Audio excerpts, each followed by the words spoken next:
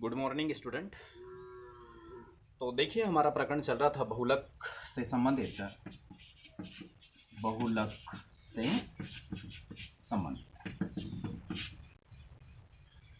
तो जहां मैं आपको बता चुका था कि प्राकृतिक बहुलक किसका बहुलक होता है और वल्कनीकरण क्या है।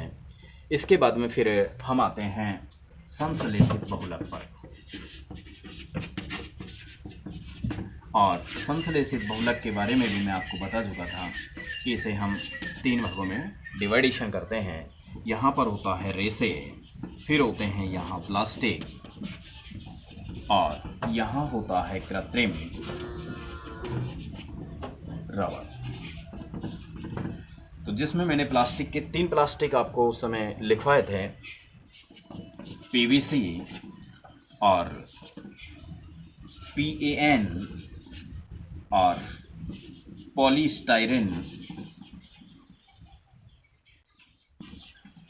और चौथा जो प्लास्टिक होता है वो होता है पॉलीथीन।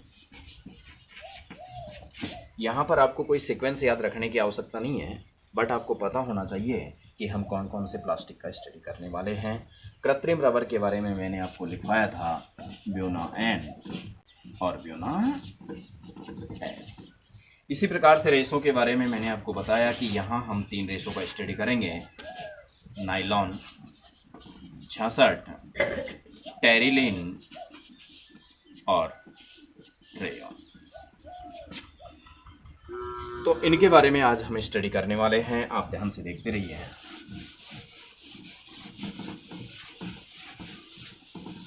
और इसके साथ ही मैंने आपको बताया था कि आपको ये पता होना चाहिए कि जहाँ भी ये ग्रुप जड़ जाता है उसे हम अम्ल कहते हैं, और जहाँ NH2 ग्रुप जुड़ता है उसे हम एमीन कहते हैं।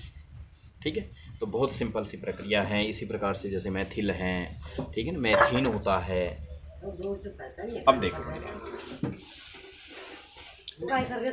इसके साथ ही अगर हम प्लास्टिक की बात करेंगे तो प्लास्टिक में आपको ये ध्यान रखना है कि CH2 डबल बॉन्ड CH, इसे हम यहाँ बोलते हैं वाइनिल।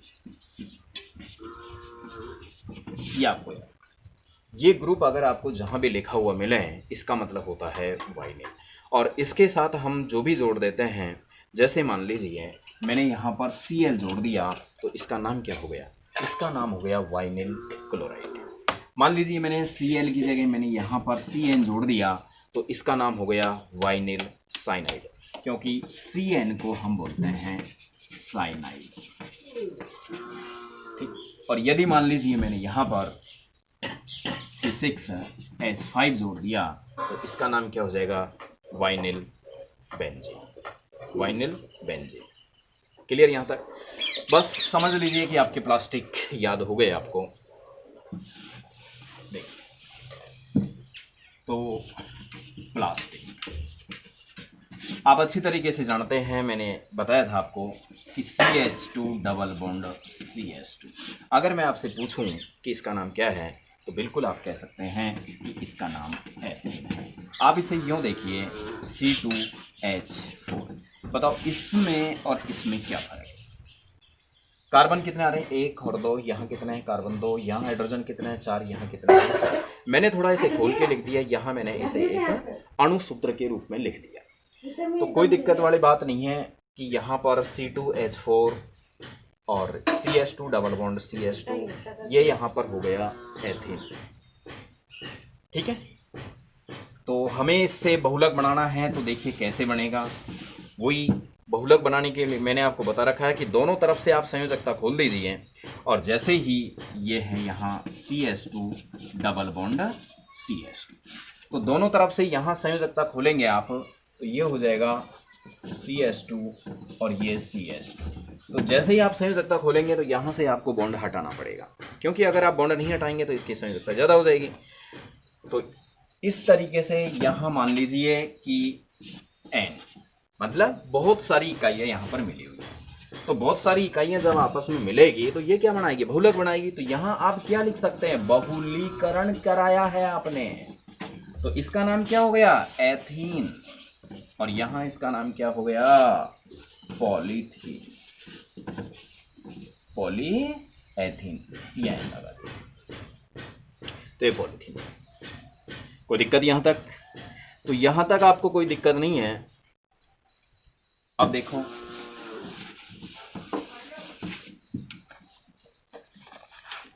बाकी 3 प्लास्टिक और बचते हैं, ध्यान से देखते रहिए। एक मैंने लिखाया था पीवीसी, फिर मैंने आपको लिखाया था PAN, पॉली एक्रिलोनाइट्राइल, और फिर मैंने आपको बताया था poly styrene,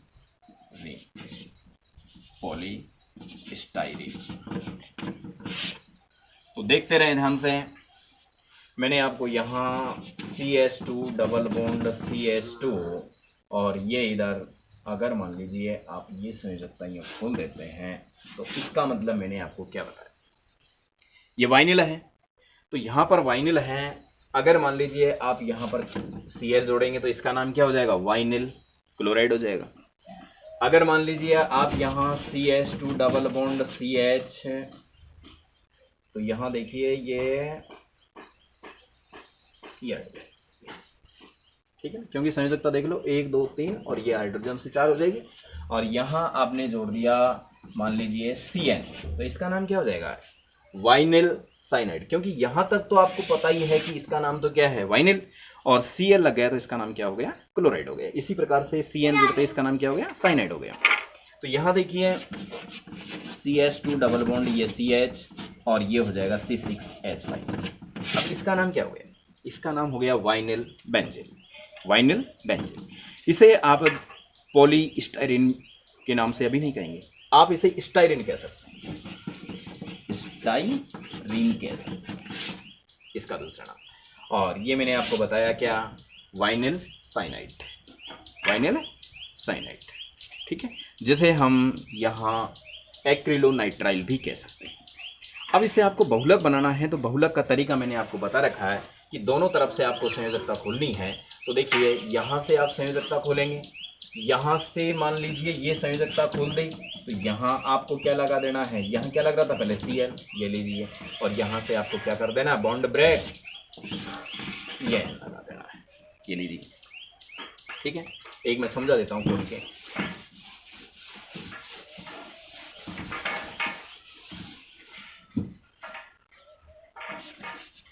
CH2 double bond CH, ये संयोजकता यहाँ खुली हुई है, या फिर मान लीजिए ये यहाँ पर ये Cl, ठीक है। अब आपको इसका क्या करवाना है, बहुलीकरण करवाना है। बहुलीकरण का तरीका मैंने क्या बता रखा है कि यहाँ पर बहुत सारी इकाइयाँ आपको जोड़ देनी है, दोनों तरफ से संयोजकता खुली रहनी चाहिए, बॉन्ड यहाँ से हट जाना चाहिए। तो यहाँ से ये संयोजकता यूँ खुल गई, यहाँ से ये बॉन्ड हटा दिया मैंने, ये यहाँ पर CH, और यहाँ संयोजकता खोल दी, ये मैंने Cl लगा दिया, और यहाँ ये बहुत सारी इकाइयाँ, क्या नाम हो गया इसका, ये यहाँ तक क्या नाम है इसका, वाइनिल क्लोराइड। अब इसका नाम क्या हो गया, पॉली वाइनिल क्लोराइड। क्यों, क्योंकि बहुत सारी इकाइयाँ यहाँ पर मिल चुकी हैं। तो इसी प्रकार से आप यहाँ पर पॉलीस्टाइरीन का फॉर्मेशन कर सकते हैं, ठीक है, और पॉलीसाइनाइड जिसे आप पॉली एक्रिलोनाइट्राइल कह सकते हैं। क्लियर यहाँ तक?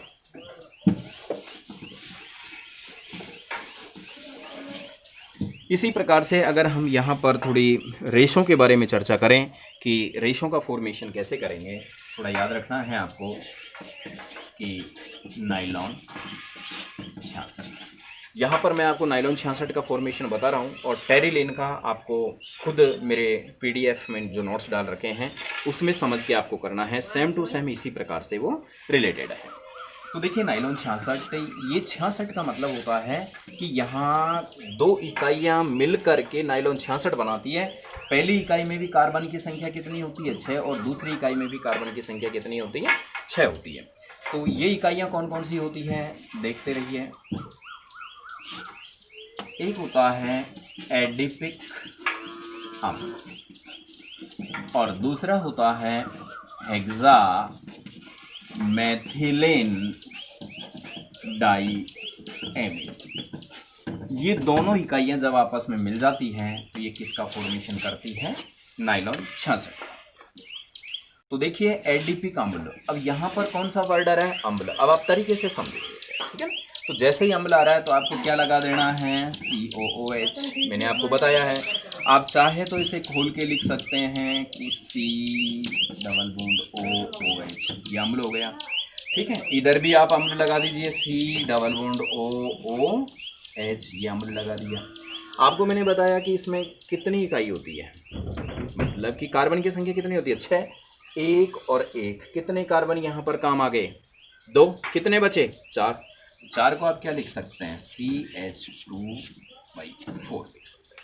चाहे तो आप इसे खोलकर भी लिख सकते हैं। तो ये किसका सूत्र हो गया? एडिपिक अम्ल का। इसी प्रकार से यहाँ पर लिखा हुआ हेक्सामेथिलेन डाईएमीन।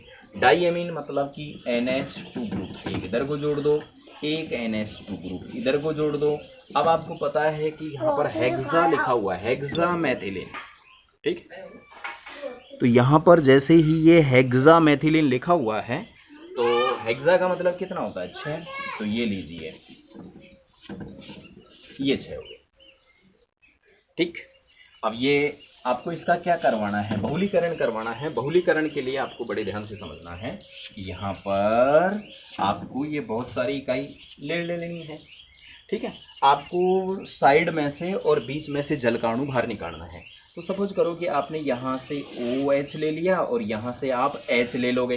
तो H लेने के हाइड्रोजन कितने हैं यहाँ पर? 2। 2 हाइड्रोजन में से एक हाइड्रोजन जाएगा तो एक बच जाएगा यहाँ पर, तो यहाँ NH बच जाएगा। यहाँ पर देखिए कि अगर मान लीजिए आप यहाँ से क्या लेते हैं? OH लेते हैं, तो यहाँ से जैसे ही आप OH लेते हैं तो यहाँ से आपको क्या लेना पड़ेगा?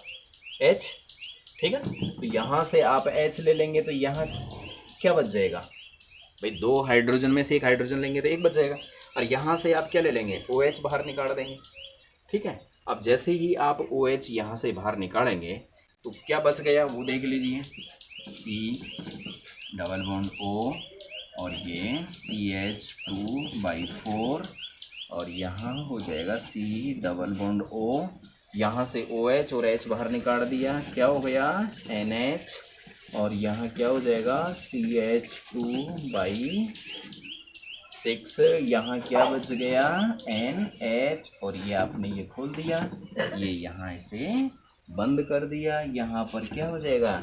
ये N हो जाएगा। आपने क्या बाहर निकाला? N जल के अणु। यहाँ पर जल के अणु फिक्स थोड़ी होंगे, क्योंकि यहाँ पर आपने कितने लिए हैं? N इकाइयाँ ली है, मतलब बहुत सारी इकाइयाँ ली हैं। तो इस प्रकार से ये किसका निर्माण हो गया? अब इसको आप क्या कहेंगे? एडिपिक अम्ल और हेक्सामेथिलेन डाईएमीन दोनों इकाइयाँ मिलकर के किसका निर्माण करती हैं? नाइलॉन 66। तो ये पूरी इकाई का नाम क्या हो गया? नाइलॉन 66 हो गया। तो इस प्रकार से आपको टेरिलिन खुद फॉर्मेशन करना है। फिर भी आपको प्रॉब्लम आती है तो आप बिल्कुल मेरे से पूछिए। जय हिंद।